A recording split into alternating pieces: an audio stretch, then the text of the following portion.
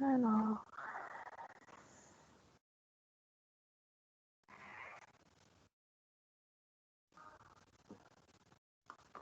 toujours le problème de...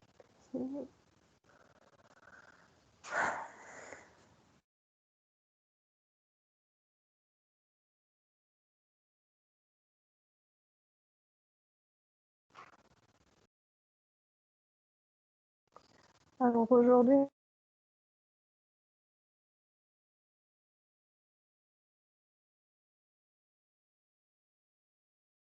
on va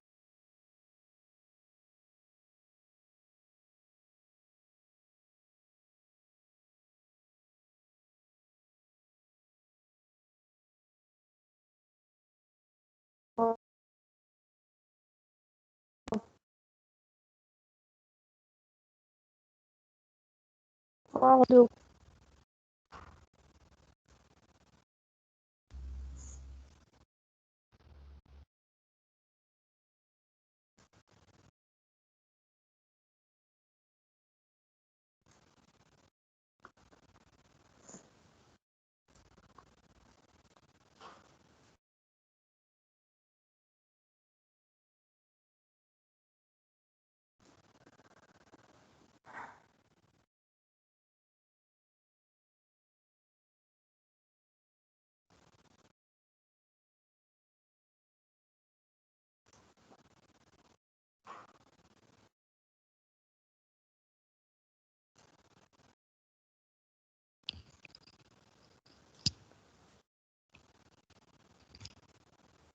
Alors, est-ce que déjà vous arrivez à m'entendre maintenant? C'est bon?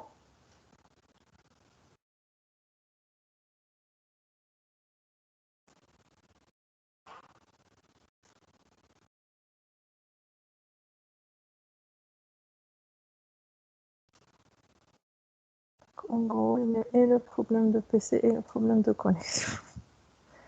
Mais bon, on va y arriver.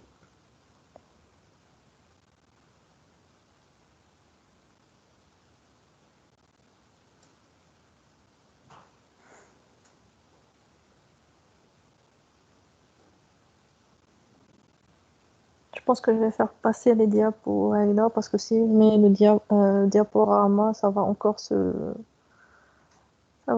bugger. Alors, aujourd'hui, on va voir le cours Pasteurella et Haemophilus.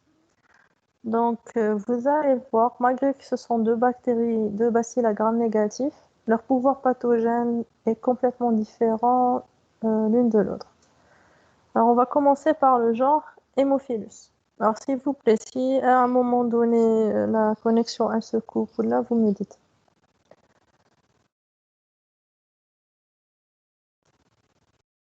Alors, le genre Haemophilus, la famille des Pasteurellacées, l'espèce Haemophilus influenzae, para-influenzae et du CRI. Alors, nous, ce qui nous intéresse et ce qui va vous intéresser, vous, en quatrième année, c'est l'Haemophilus influenzae et para-influenzae. Parce que, et surtout l'influenzae, voilà.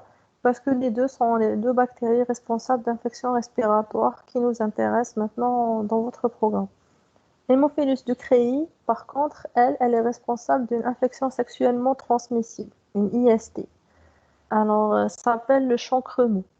Bon, même si, comme vous le voyez, c'est le même genre, c'est le genre Haemophilus, le fait que vous changez d'espèce change complètement le pouvoir pathogène. Donc, je répète, Haemophilus influenzae par influenzae sont responsables d'infections respiratoires. L'Haemophilus ducreyi n'est pas responsable d'infections respiratoires, il est responsable d'infections sexuellement transmissibles, qui est le chancre mou. Les caractères bactériologiques, ce sont des cocobacilles gram-négatifs avec un polymorphisme très important. L'Haemophilus influenzae a été dénommé le bacille de Pfeiffer, car jusqu'à la mise en évidence du virus grippal en 1933, on l'a cru responsable de la grippe. C'est pour ça qu'on l'a appelé influenzae. Parce qu'on va voir ça en cours de vélo. Enfin, vous savez que la grippe, on appelle ça l'influenza. Donc, jusqu'à 1933, où on a mis en évidence le virus de la grippe, On croyait que le syndrome grippal était dû à l'hémophilus influenzae. Voilà, donc c'est pour ça qu'on l'appelle influenzae. Alors, Hémophilus para-influenzae, certes c'est le même genre, mais c'est juste que l'espèce elle est légèrement différente de l'influenzae. C'est pour ça qu'on l'appelle le para-influenzae. Alors, habitat, où est-ce qu'on retrouve cet hémophilus? Alors, il fait partie de la flore normale des voies respiratoires. Vous avez dû voir le cours de portage avec Dr. Douahi. Donc, l'hémophilus, il fait partie de la flore normale des voies respiratoires et de la cavité buccale de l'homme. C'est une bactérie qui est strictement humaine et donc la transmission est strictement interhumaine. Alors, contrairement aux autres bactéries telles que le staph ou bien le coli, par exemple, que vous avez vu, le coli, on avait dit, vous pouvez la retrouver un peu partout dans le monde extérieur. Parce que c'est une bactérie ubiquitaire que vous pouvez retrouver un peu partout. Mais pour l'hémophilus, c'est une autre histoire. C'est une bactérie strictement humaine. Dès le moment où vous dites bactérie strictement humaine, ça veut dire qu'elle ne peut être transmise que entre deux êtres humains. Voilà. Et vous allez voir, c'est une bactérie qui est extrêmement fragile. Ça veut dire que vous n'allez pas la retrouver dans le milieu extérieur.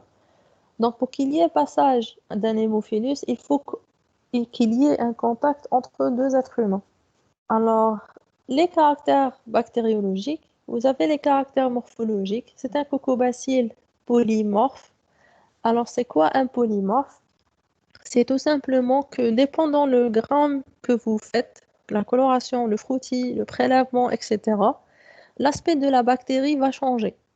Donc, vous pouvez avoir, comme vous voyez à droite, un cocobacille, ou vous pouvez avoir carrément un bacille, parfois vous pouvez avoir carrément des filaments. C'est ça, c'est la même bactérie, c'est la même espèce, mais vous pouvez avoir ce polymorphisme, c'est-à-dire que ça va changer au gramme. Voilà. Donc, gramme négatif, immobile, non sporulé et parfois capsulé. En culture, il se caractérise par l'exigence en facteurs de croissance qui interviennent dans les enzymes de la chaîne respiratoire. Donc, l'hémophilus influenzae et para-influenzae sont, si vous vous rappelez le cours de physiologie, on en avait parlé, je vous avais montré des photos, Heido. Donc, ils sont exigeants, obligatoirement, vous devez les cultiver sur milieu au sang parce qu'ils ont besoin du facteur 5 et du facteur 10. D'accord? Et les deux facteurs, ils sont retrouvés dans les globules rouges. Voilà. Donc, vous pouvez avoir, par exemple, l'hémophilus para-influenzae. Il peut cultiver sur gélose au sang frais, alors que l'hémophilus influenzae, vous êtes obligé de le cultiver sur gélose au sang cuit. Alors, c'est quoi la différence entre gélose au sang frais et gélose au sang cuit? C'est tout simplement que flagellose au sang cuit, tellement vous chauffez le sang que les globules rouges ils vont éclater. Et c'est ça ce qui va vous donner l'aspect brunâtre. Donc, dès le moment où vous dites que vous avez fait éclater des globules rouges, donc les facteurs de croissance qui étaient présents à l'intérieur de ces globules rouges vont se retrouver dans le milieu de culture. Et c'est ça qui va permettre à la bactérie de pousser. Alors maintenant, en temps normal, comment par exemple, je veux cultiver de l'hémophilus influenzae sur gélose au sang frais. Qu'est-ce que je fais? Alors, je mets, comme tu vois dans la photo, ça s'appelle des stries de staphylocoque. Donc, c'est quoi les stries de staphylocoque? C'est tout simplement, je prends une culture de staphylocoque et je fais le strie. Pourquoi? Enfin, la strie, pardon. Donc, pourquoi? Parce que tout simplement, le staphylocoque, c'est un germe qui est hémolytique. Ça veut dire qu'il hémolise le sang. Comme vous le voyez autour des colonies, vous avez l'hémolyse. Vous avez une clarification de la gélose. Donc, si vous voulez, c'est le staphylocoque qui va faire votre travail de préparation de gélose au sang cuit. Ça veut dire quoi? Le fait que le staphylocoque, il va pousser sur la gélose, il va hémolyser les globules rouges de cette gélose. Donc, quand il va hémolyser les globules rouges de cette gélose, il va libérer des facteurs de croissance qui vont permettre à l'hémophilus tana qui est sur la gélose de pousser. D'accord? Donc, l'aspect en culture, vous allez retrouver l'hémophilus tout autour des stries de staph. de staphylocoque. Parce que c'est juste autour des stries de staphylocoque qu'il y a les facteurs de croissance, puisqu'il a hémolysé la gélose. Le staphylocoque, il ne va pas hémolyser toute la boîte, il va hémolyser juste autour de lui. Donc, vous allez retrouver l'hémophilus autour de lui. Et c'est ça ce qu'on appelle le phénomène de satellitisme.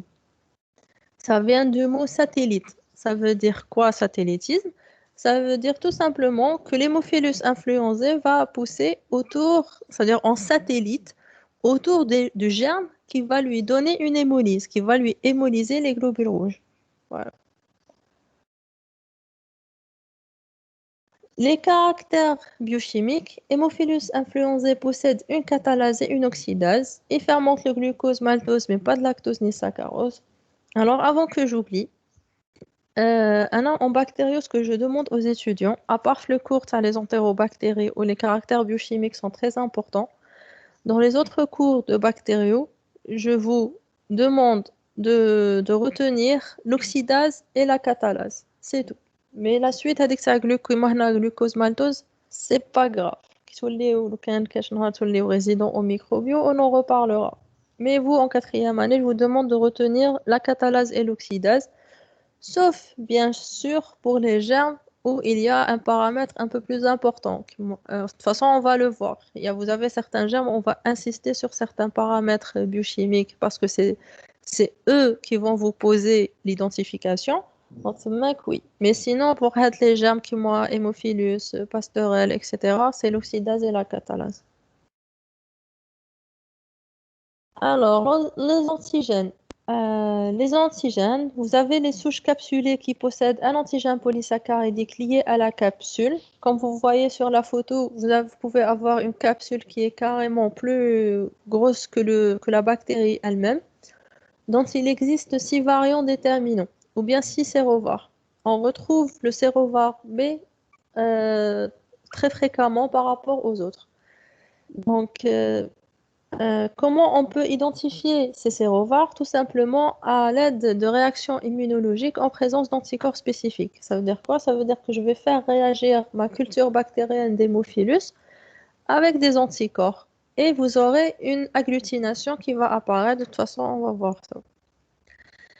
Les facteurs de virulence, les principaux facteurs de virulence sont le polysaccharidique capsulaire. Et je vous avais dit, dès le moment où une bactérie acquiert une capsule, automatiquement, elle va être beaucoup plus virulente qu'une bactérie qui n'en a pas.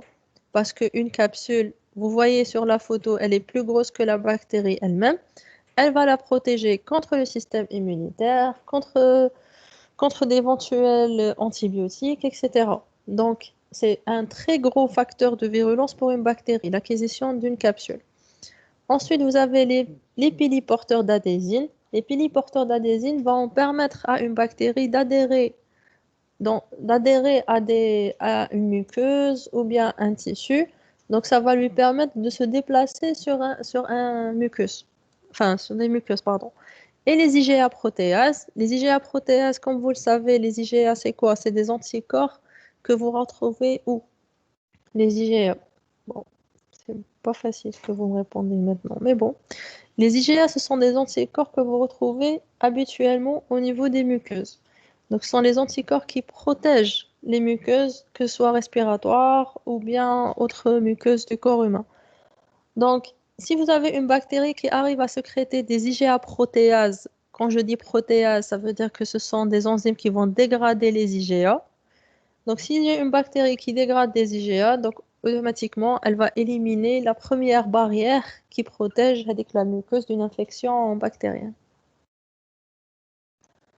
Alors maintenant, le pouvoir pathogène. Haemophilus influenzae, il est responsable de quoi? Donc, c'est une bactérie pyogène. Quand je dis pyogène, ça veut dire qu'il y aura production de pus. Responsable d'infections variées, plus sévères chez l'enfant ou les sujets fragiles. Donc, il convient de distinguer les infections aiguës avec bactériémie occasionnées par des souches invasives capsulées et les infections aiguës ou chroniques sans bactériémie. Sans bactériémie, ça veut dire sans diffusion de la bactérie dans le sang. Donc, chez l'enfant, vous avez surtout des manifestations invasives. Elles sont dues aux souches capsulées de sérotype B et les plus graves, c'est bien sûr les méningites. Elles sont très souvent précédées d'infections des voies respiratoires. Alors chez l'enfant, une infection des voies respiratoires, ça peut aller très vite. Vous pouvez avoir un enfant avec une bronchite, voilà, qui va très vite évoluer vers une méningite. Donc bien sûr, sans que je vous le dise, une méningite, c'est beaucoup plus grave qu'une bronchite. Et qu'on est bien d'accord. Accompagnées d'un état septicémique, elles sont surtout observées chez le nourrisson âgé de 3 à 30 mois.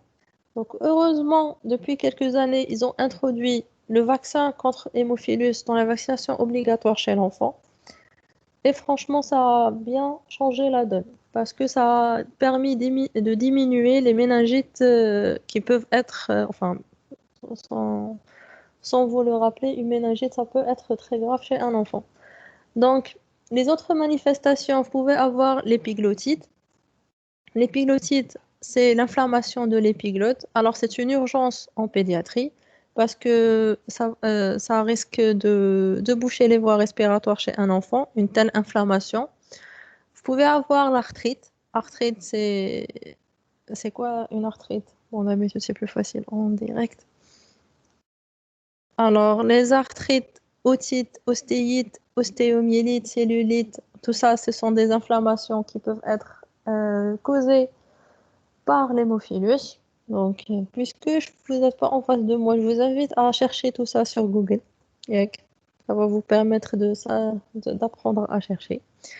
Donc, chez l'adulte, ce sont surtout les souches non capsulées qui sont responsables d'infections chez l'adulte. Les manifestations respiratoires sont les plus fréquentes et donnent lieu à des bronchopneumonies compliquant une bronchite. Alors, en gros, la physiopathe, ça a une infection à hémophilus, c'est quoi? C'est tout simplement un hémophilus, il fait partie de la flore normale d'un être humain. Donc, tous autant que vous êtes, vous pouvez à un moment donné de l'année ou là du mois, vous pouvez être colonisé par un hémophilus. Donc, ouais, qu'est-ce qu'il fait? Il est là à l'état de portage normal, il cause aucun problème. À un moment donné, il se peut qu'il y ait une petite... En fait, ouais, il va, si vous voulez, profiter d'une petite immunosuppression, une petite fatigue ou là, un petit coup de froid pour réussir à s'introduire à l'intérieur du système respiratoire et provoquer une infection.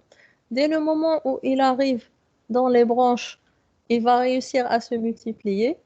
Mais parce que déjà, le temps qu'il y ait une réaction immunitaire, etc., donc ça prend du temps. Et c'est ça ce qui va vous causer une bronchite ou autre infection respiratoire. Est-ce que vous avez compris jusque-là? Ça va?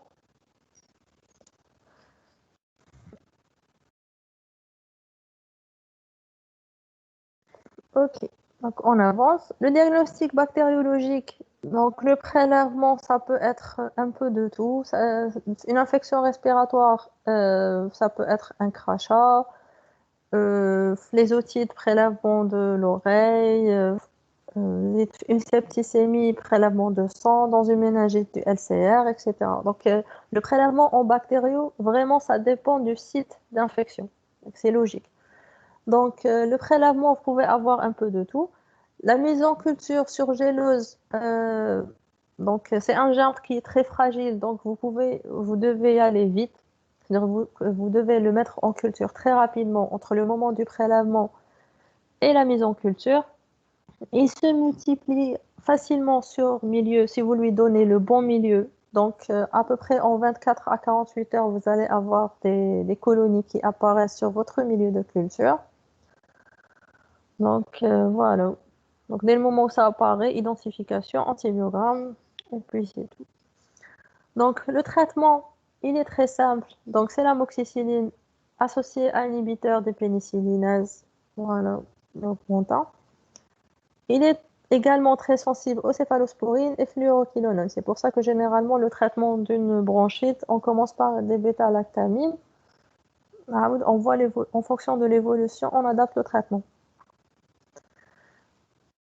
La prophylaxie, donc vous avez les mesures générales d'hygiène, éviction des personnes malades, parce que comment une personne devient porteuse? On a dit que c'est une bactérie qui est strictement humaine. Donc la transmission, elle est interhumaine.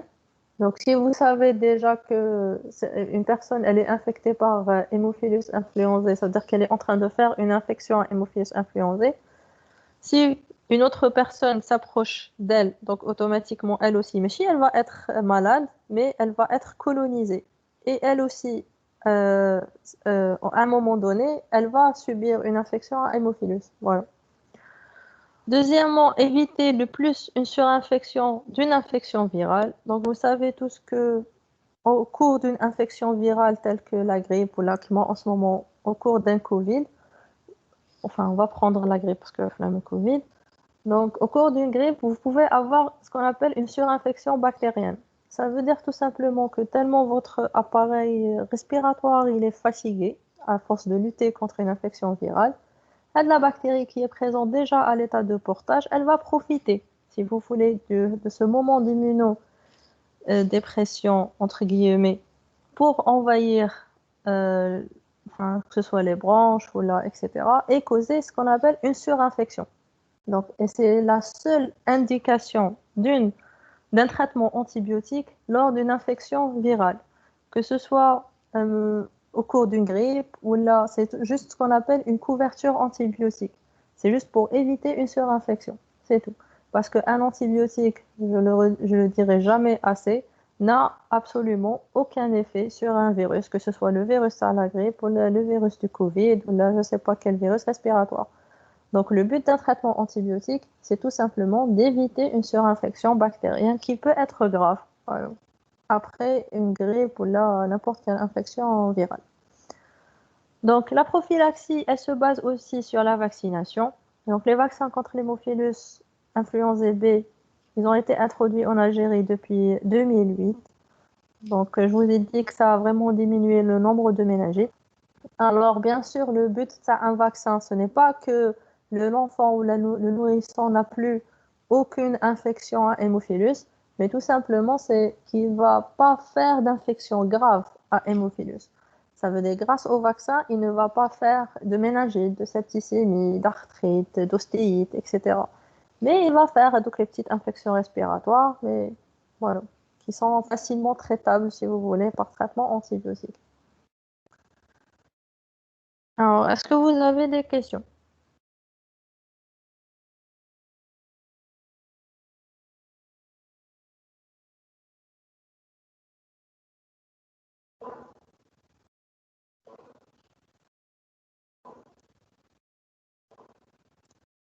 Non?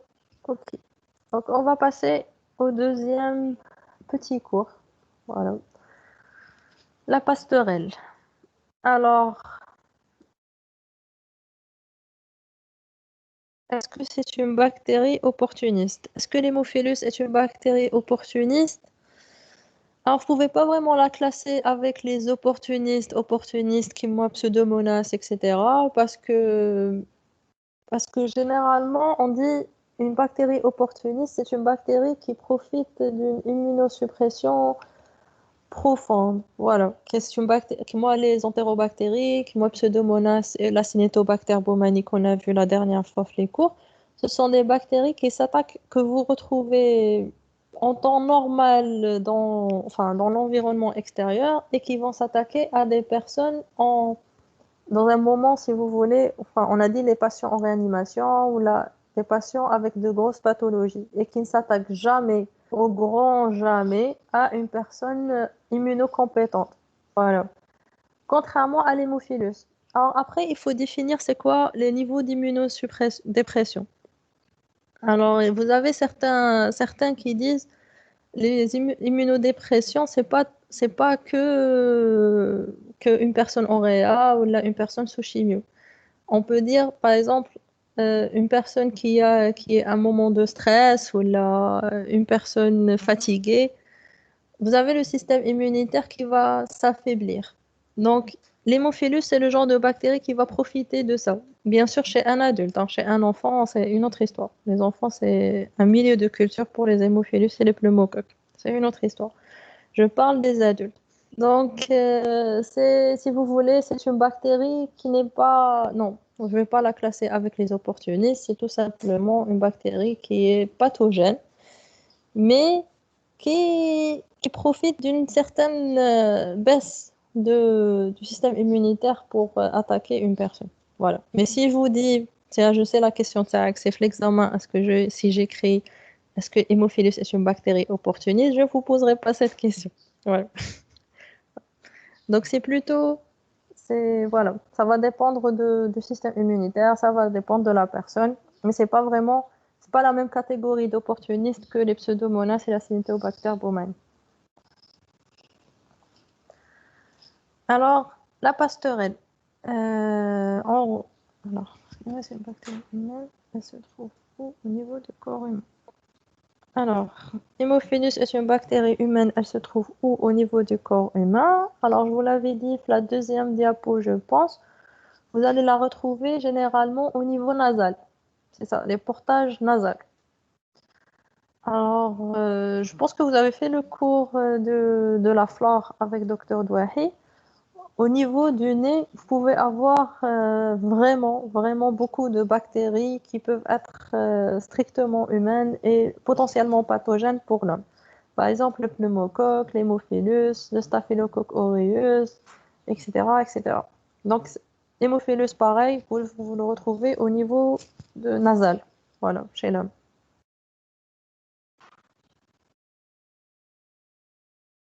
C'est bon? Ou est-ce que vous avez d'autres questions?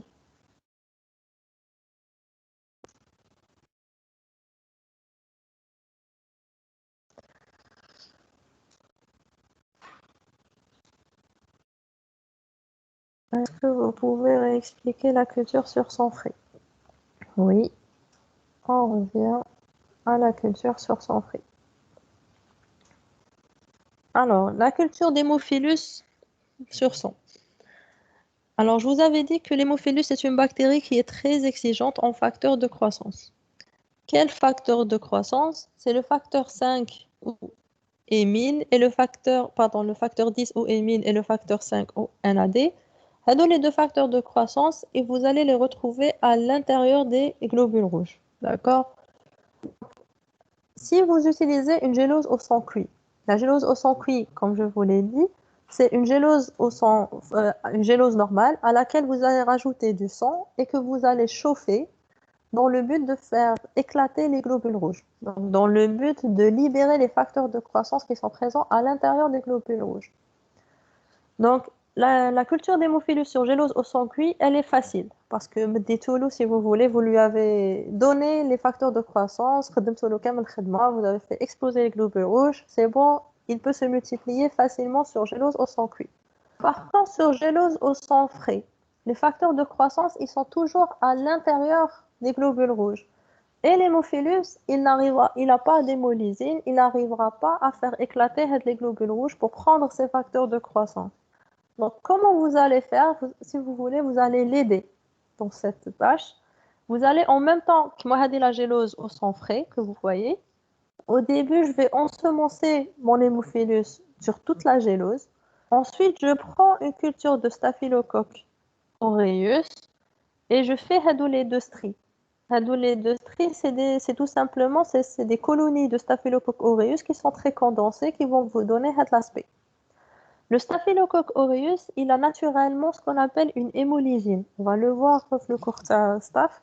Il a une hémolysine. C'est quoi une hémolysine? C'est tout simplement une enzyme qui arrive à hémolyser le sang. Ça veut dire que ça va faire éclater les globules rouges. Comme vous le voyez faire de la photo, autour des staphylocoques, vous avez une zone qui est blanchâtre. C'est une zone où le staphylocoque il a fait éclater les globules rouges et c'est pour ça que vous avez l'aspect qui est clair. Il y a une hémolyse. Donc, dès le moment où le staphylocoque il a fait éclater les globules rouges, donc il y a une libération des facteurs de croissance présents à l'intérieur de ces globules rouges dans le milieu de culture. Donc, comme vous le voyez, non, l'hémophilus il n'a pas poussé ailleurs, sauf autour des colonies de Staph aureus, parce qu'autour des colonies de Staph, il y a les facteurs de croissance, parce que, encore une fois, il a éclaté les globules rouges et libéré les facteurs de croissance. Donc, l'hémophilus influenzae, il va pousser juste dans les endroits où il va retrouver ces facteurs de croissance. Donc, autour des stries de Staph. Et c'est ce qu'on appelle le phénomène de satellitisme. Satellitisme, ça veut dire que, fin de l'image, l'hémophilus, il est satellite, voilà, autour du Staphylococcus aureus. Ça veut dire qu'il ne va tourner que autour du Staph aureus. Il ne va pousser plutôt que autour du Staph, parce que c'est juste autour du Staph qu'il y a ces facteurs de croissance. Voilà. Est-ce que vous avez compris?